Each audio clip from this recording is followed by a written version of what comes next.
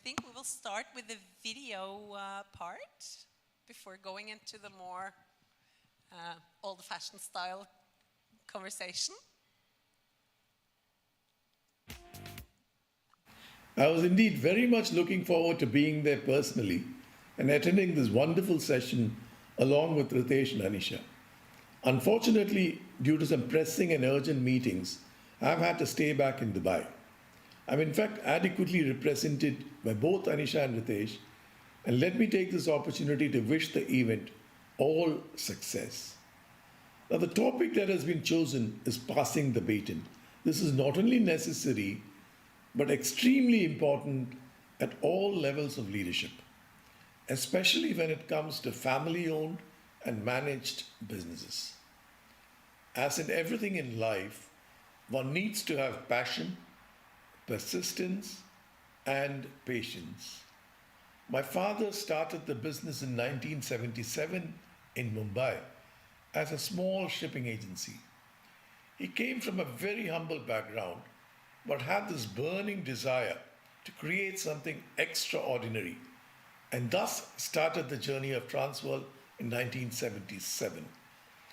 Most of you would have known that my father was completely blind in his right eye at the age of 24 and lost 80% of his eyesight by the time he was 26. And with all this, he still laid the foundation and started Transworld. It only goes to show one does not require eyesight to have a vision. I was inducted into the business at the age of 17 and underwent induction from the bottommost rung, and this stood me in good stead when, upon the untimely demise of my father, I had to take over the reins of the company in 1989 at the age of 24. However, with the benefit of experience gained from my father and with the guidance of elders within the Transworld Group, I consolidated and propelled the group into one of India's leading shipping houses. Beginning as a shipping agency in Bombay, the group steadily expanded to become the dynamic shipping and logistics conglomerate as it is today. The success of the group is due to its constant innovation. We are now in the process of transition, where from the second generation, the baton quite naturally is being passed on to the third generation.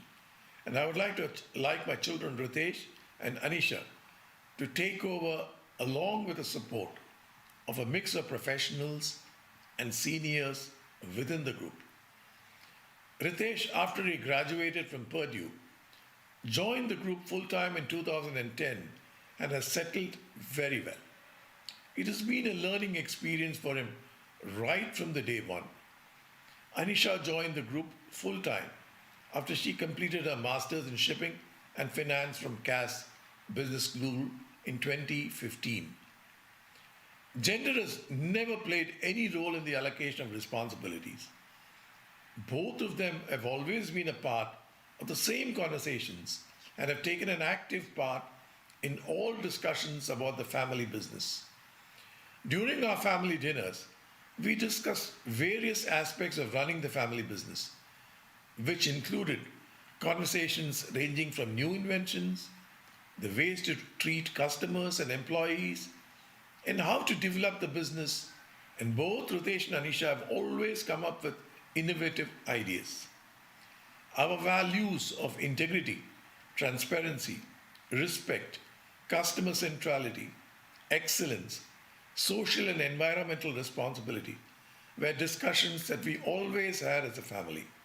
And these values have been instilled in me and are being imbibed by Ritesh and Anisha in all aspects of their life and have helped mold them to be good human beings, which is the purpose of our existence. Ritesh always had an inclination towards learning the history and geographies of the world, and this benefited him well in terms of planning and expanding our business. Anisha, on the other hand, with a keen eye for details and precision to get numbers, and is able to ethically manage financial transactions and analyze financial data. With Ritesh's knowledge in the commercial side of the business and Anisha's keen eye for details on the finance side of the business, thereby building on each other's strengths, gives no cause for each one to step on the other's feet. I have no doubt, as the next generation leaders, they will lead Transworld to even greater heights. Once again, I take this opportunity to wish the Maritime SheEO Conference all success, and I look forward to being there personally on the next available occasion. And thank you very much to all of you all, and have a lovely evening.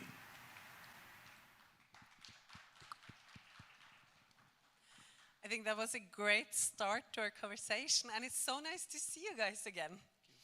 And I feel that you have been very strong supporters of Sanjam's work with the Maritime SheEO since the very beginning, which I think is extremely, powerful, important, valuable.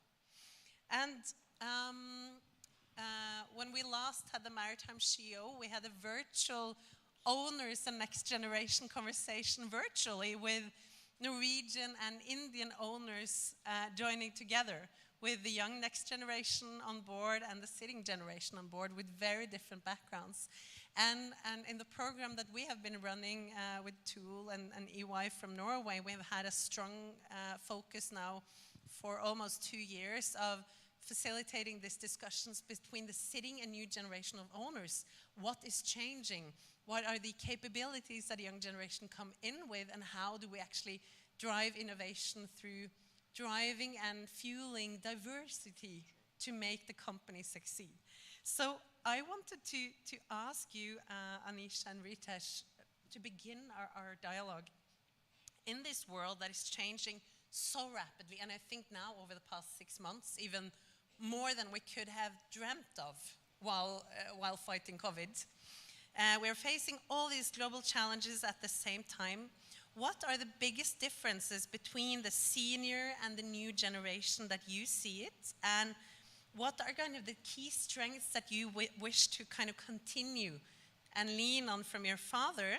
And which are the values and the focus areas that each of you bring to the table? So Anisha, do you want to go first? Yeah, sure.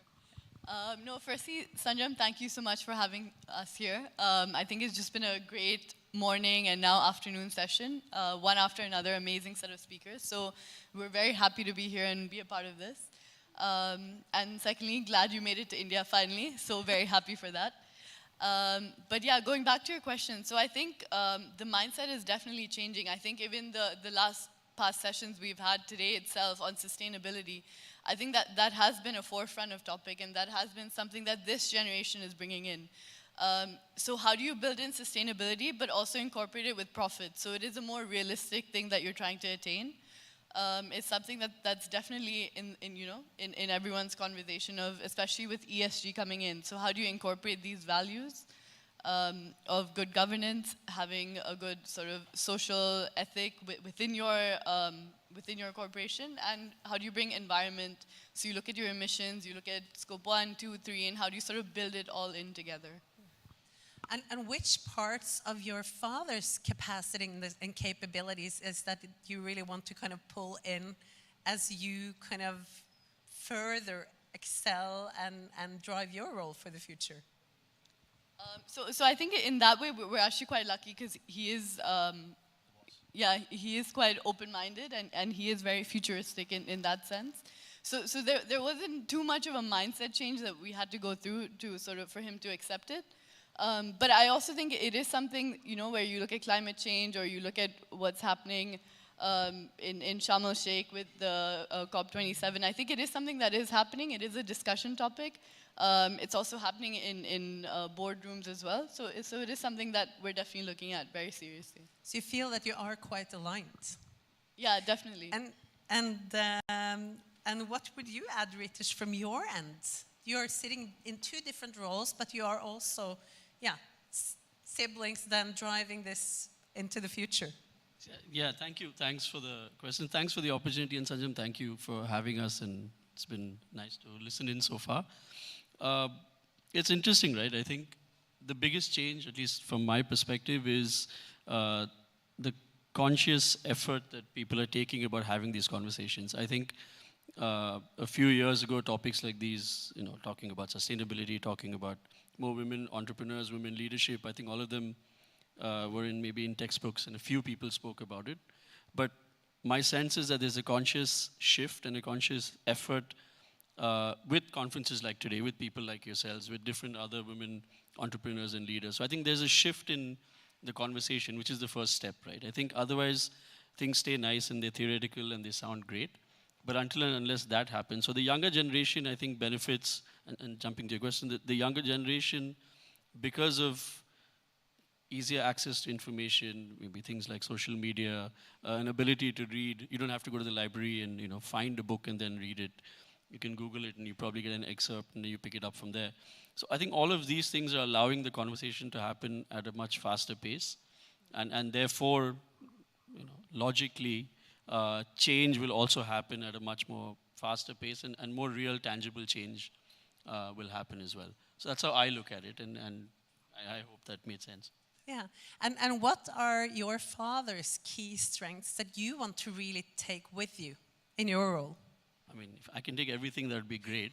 That would be that would be very nice if I can manage that. But I somehow doubt I'm capable of doing all of it. But I think to what Anisha said, I think one of his biggest strengths, and again more relevant to this, is he's always been adaptable and very willing to listen, which I think is super interesting, because a lot of probably what we've learned and what we learn, and I think within the organization as well, that kind of percolates down if he's, him being the chairman of the organization. I think even within the team, there is a lot of listening, there's a lot of discussion, there's a lot of open conversation.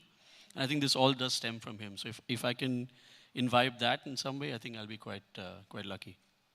So just to add to that, Ashi, I think his sort of thirst for knowledge is very similar to my son, who's 2.5 years old. I think him and my father have the same thirst of, why, what, and wanting to learn and, inquisitive. So the curiosity, really. Yeah, and I mean, curiosity is so important in a world where everything changes, and we don't really have the right answers yet, right? And how do you, normally, whether it's in Norway, in the UK, or in India, or anywhere else, usually before, family companies have, gone to, most probably a son. I think in most of the cases, a bit back, it was taken over by women if something happened, or if there were no sons. But then that can also be a very lonely ride. And what do you see as kind of the key strengths between the two of you as you are kind of co-holding this in your hands, both when you look at kind of the power and the impact to influence and actually create this change on a whole different scale, and also kind of then maybe also relieving some of the pressure and kind of sparring? So there's a lot of sparring for sure. I think that goes on and it's healthy. But no, I think he kind of said it in his video, right? She's far more qualified than me. She's far more knowledgeable than me in many, many, many things. So I think there's a lot of that was on a lighter note, but I think we both bring certain different strengths to the organization, and honest answer, it would be stupid to miss out on somebody's strength, right? And when that somebody is also your sister and somebody is working along with you, it would be really, really stupid to not try and pick up and utilize those strengths for the organization. That's the honest, simple answer. But yes, there is a lot of, again, healthy back and forth that happens. But we also happen to have a very good relationship in work, outside of work, so it helps to, we fight a lot, of course, but that's all in the right spirit. And by this, we say that if we're really going to succeed with diversity, it needs to come from the top. And there's no better way than ensuring that you have it in place, even from the owner's side. And it is more rare. But I do also think it's so important for other companies to see as well that there are now different ways of taking the next generation transition to new level, and then leverage not just from your competencies and strengths or from yours, but from both. And by then having a much more robust and optimal fundament for the future. And that brings me to the next question, because I mean, sharing the next generation ownership and leadership, how do you consider like your diversity as a strength for the group, but also how do you enable and mobilize more diversity throughout, from the top and throughout the organization, towards your business partners, customers, etc.? Yeah, so I think diversity in and of itself sort of breeds empathy. And I think empathy is sort of what breeds a good, good environment in the office. So it's not just a gender thing that plays, but I think it's more a human thing that plays. So I think definitely having that just brings the more approachable and realistic aspect of being there and being able to be with people. Ritesh? So I was at a conference day before yesterday, and one of the points that they were talking about was, I'm paraphrasing it, it's about to be in alignment with your head, your heart, and your soul. At least what I got away from it is, see, unless something is really like, say, diversity in the workplace, if you don't really believe in it, I think lip service is great, but I think people can see through it very easily. And if you don't really have that alignment and that sync, and because in a leadership role, you have certain responsibilities and you are responsible for the entire organization and the ecosystem around it. We're fortunate to be in that position. So therefore, I think the onus is on us to drive and be the people that are pushing that within the organization and the ecosystem around. Because it is something that and if I can speak as a family, it is something that is very, very important. And we have an alignment in all three towards things like this. And I think, again, to me, it's a natural progression, right? I think it's not, and I can appreciate that it is still an effort, it is still a discussion, it is still a lot of things that have to happen. But to me, very honestly, in my mind, it's a very natural progression that should have happened, didn't happen, is happening, and will happen more and more quicker going forward. So it really puts the ground for more kind of the human sustainability for us to actually thrive and stay healthy and also stay good resources in the long term for our industry.